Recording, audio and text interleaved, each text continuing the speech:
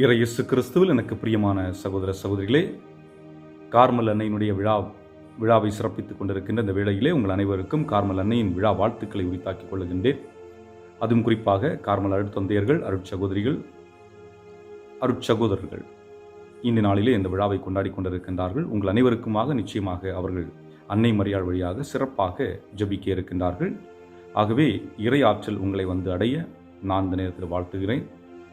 இன்றைய சிந்தனைக்குள் நாம் செல்லுவோம். கார்மல் அன்னை என்று சிந்தித்தவுடனே நினைவுக்கு வருவது 1845 ஆண்டு நடந்த ஒரு நிகழ்வு. அயர்லாந்து நாட்டை சேர்ந்த மாலுமிகளும் அந்த மக்களும் சேர்ந்து கப்பலிலே பயணம் செய்கின்றார்கள். கப்பல் பயணித்துக் கொண்டிருக்கின்ற வேளையில் திடீரென புயல் காற்று வீசுகிறது, கடல் கொந்தளிக்க ஆரம்பிக்கின்றது. என்ன செய்வது என்று தெரியாமல் வாழ்வா சாவா என்ற ஒரு நிலை. இந்த நிலையிலே அவர்கள் என்ன செய்கின்றார்கள்? அழுது புலம்பிக் கொண்டிருக்கின்றார்கள். அப்பொழுது மாலுமி அன்னை மரியாள் மீது பற்று கொண்டவர், அதே நேரத்தில் உத்திரியத்தை தன்னுடைய கழுத்தில் அணிந்திருக்கக்கூடிய ஒரு மனிதர். அந்த உத்திரியத்தை தன்னுடைய கையில் எடுத்து ஜெபிக்கின்றார். தந்தையை நோக்கி ஜெபிக்கின்றார். அன்னை மரியாளுடைய பாதுகாப்பை மரணையும் கேட்கின்றார். கேட்டவர் அந்த உத்தரியத்தை திடீரென பாய்ந்து கொண்டிருந்த அந்த கடல் தண்ணீர் மீது போடுகின்றார்.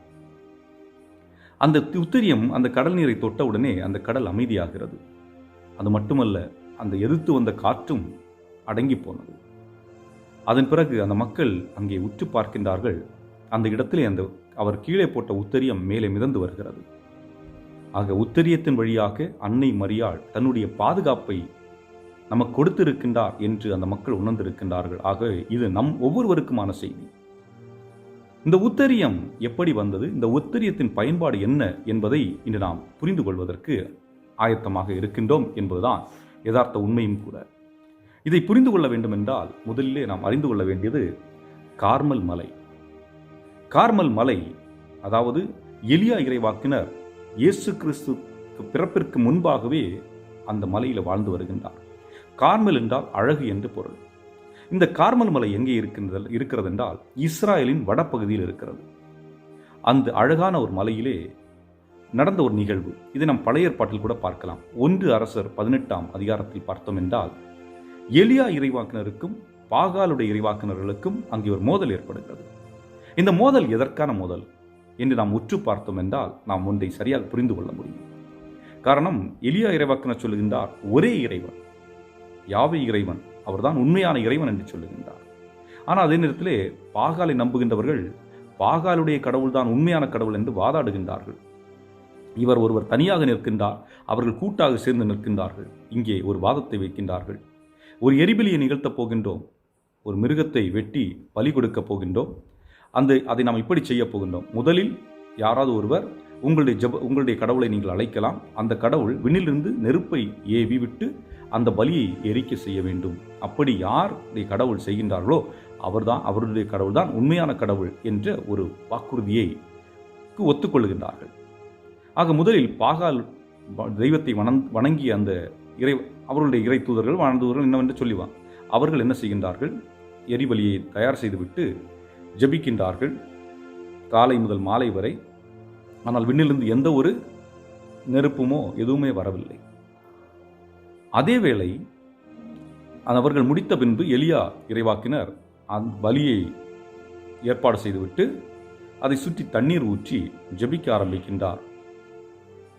விண்ணிலிருந்து புறப்பட்ட நெருப்பு அங்கிருந்த பலிப்பொருளை மொத்தமாக்க சாம்பலாக்கியது. ஆக உண்மையான இறைவன் யார் என்பதை உணர்த்தும் விதமாக அந்த நிகழ்வு நடந்தது. அதுதான் எலியா இறைவாக்கினர் செய்த செயல். ஆக இந்த எலியா இறைவாக்கினர் அந்த மலையில் என்ன செய்து கொண்டிருந்தார்? அவருடைய வாழ்வு ஜெபமும் தவமும், ஆன்மீக வாழ்வு, இறைவனோடு ஒன்றிணைந்து வாழக்கூடிய ஒரு வாழ்வு. ஆகவே அன்புக்குரியவர்களே, இந்த நிகழ்வுக்கு பிறகு நாம் எங்கே பார்க்கின்றோம் என்றால் 12ஆம் நூற்றாண்டில், இயேசுவுடைய பிறப்பிற்கு பிறகு 12ஆம் நூற்றாண்டு. காரணம், எலியா இறைவாக்கினருக்கு பிறகு அந்த துறவிகள் அங்கே வாழ்ந்து வருகின்றார்கள். அவர்களுக்கு அன்னை மரியாள் மீது பற்றும் இருக்கின்றது. ஆனால் நெறிப்படுத்தப்படுகின்றது எப்பொழுது என்றால் 12ஆம் நூற்றாண்டிலே அன்னை மரியாளுடைய காட்சி சைமன் ஸ்டாக் என்ற துறவிக்கு, அயர்லாந்து நாட்டை சேர்ந்த ஒரு துறவிக்கு கிடைப்பதாக வரலாறு குறிப்பிடுகிறது. அந்த காட்சியிலே அவர் அன்னை மரியிடமிருந்து எதை பெற்றுக்கொள்ளுகின்றார் என்றால் உத்திரியத்தை பெற்றுக்கொள்ளுகின்றார். இந்த உத்தரியத்தை பொதுவாக எப்படி அணிவார்கள் என்றால், நான் போட்டிருக்கின்ற உடுப்பிற்கு முன்பாகவும் பின்னாலாகவும் வரக்கூடிய ஒரு நீளமான ஒரு துணி. அது இன்று சிறிய அளவில் வெட்டப்பட்டு பல மக்களுக்கு ஜபித்து கொடுத்து கொண்டிருக்கின்றார்கள், மக்கள் அணிகின்றார்கள்.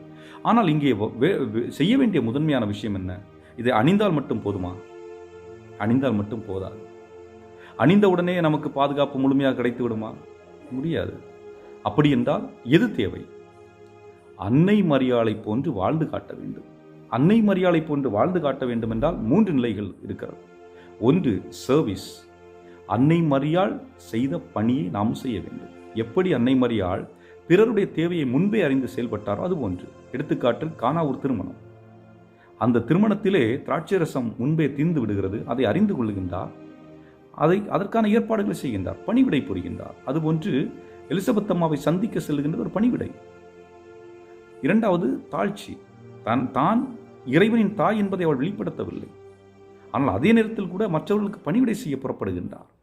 ஆக தாழ்ச்சி நிறைந்த ஒரு தாயாக. ஆகவே தான் கூறுகின்றார், தாழ்நிலையிலிருந்த என்னை ஆண்டவர் உற்று நோக்கினார் என்று பாடுகின்றார். ஆக தாழ்ச்சி உள்ள மனிதர்களாக நாம் வாழ வேண்டும். மூன்றாவதாக டிவோஷன், பக்தி உள்ளவர்களாக வாழ வேண்டும்.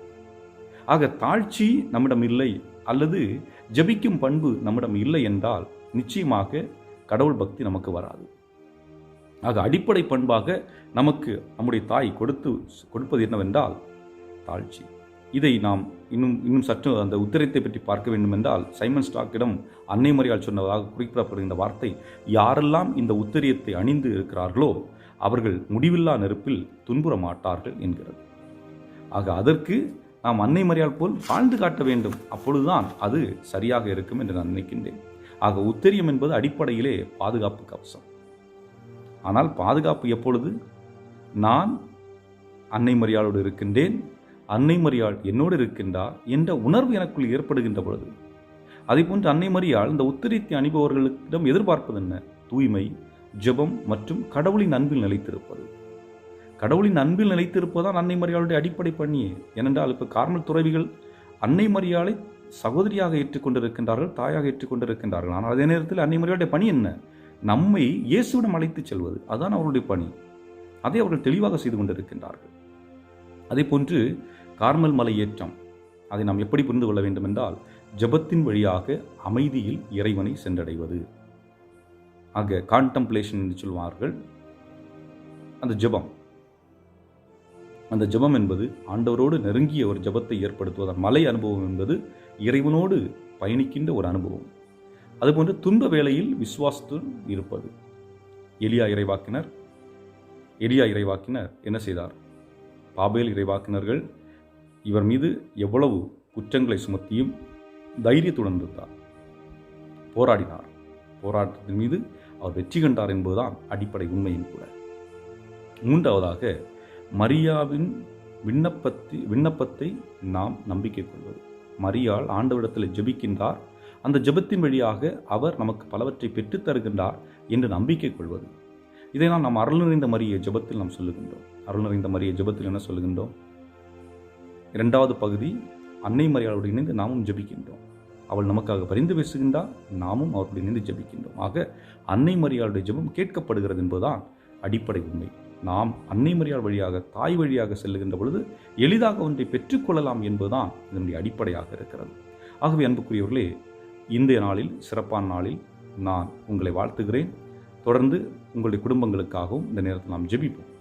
என்றும் வாழும் எல்லாமல்ல இறைவா, உம்மை போற்றுகின்றோம், உம்மை புகழ்கின்றோம், ஆராதிக்கின்றோம், உமக்கு நன்றி செலுத்துகின்றோம். கார்மல் அன்னையினுடைய பெருவிழாவை கொண்டாடி கொண்டிருக்கின்ற இந்த வேளையிலே இந்த இறை வார்த்தையை கேட்டுக்கொண்டிருக்கின்ற ஒவ்வொருடைய குடும்பங்களையும் நிறைவாக ஆசீர்வதிக்கவும், அன்னை மரியாள் வழியாக இறைவன் அவர்களுக்கு நிறைவான அருளையும் ஆற்றலையும் அமைதியும் சமாதானத்தையும் சந்தோஷத்தையும் நிறைவாக கொடுக்கவும், கடன் தொல்லையிலிருந்து விடுபடவும், அதுபோன்று குடும்பங்களிலே வேலைவாய்ப்புகள் இன்றி தவிக்கின்ற மனிதர்கள் வேலைவாய்ப்புகளை பெறவும், நல்ல குழந்தைகள் நல்ல முறை படிக்கவும், ஒழுக்கத்துடன் வாழ வேண்டிய அருளையும் ஆற்றலையும் இந்த நாளில் சிறப்பாக அவர்கள் கொடுத்தருள எங்கள் ஆண்டவராய் கிறிஸ்து வழியாகவே மன்றாடுகின்றோம். ஆமென்.